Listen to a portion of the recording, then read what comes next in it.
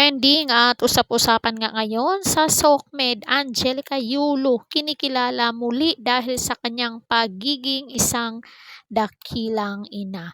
Congratulations po, Mami Angelica. Deserve.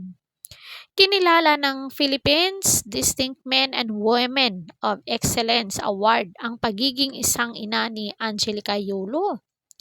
Kasama ni Mrs. Yulo ang kanyang asawa na si Mark Andrew sa pagtanggap ng nasabing award sa isang hotel sa Las Piñas. Ang mga photos na ito guys ay makikita nyo sa Angelica Pukis Yulo sa kanyang page at naganap ito sa Eurotel Hotel Las Piñas. So, again, Mami Angelica, congratulations. At magbasa tayo ng mga comment. Congratulations.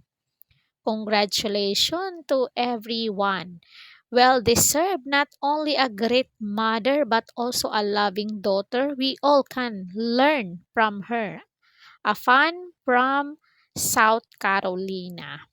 Congratulations, Nay Anggi. So, congratulatory ang nandito sa kanyang comment section at all positive. Congratulations, Mark and Angelica Yulo. Both of you deserve all the recognition and award. Salute! Saan ng isang netizen? Congratulations, Angelica Pukis Yulo and Benny Padagaw Andaya. Way to go po, Mama Angge.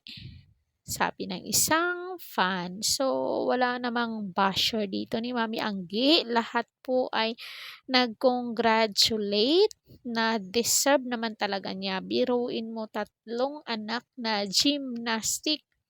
Hindi po biro yun at hindi po biro ang gastos. Siyempre, umpisa pa lang ng pagpasok nila sa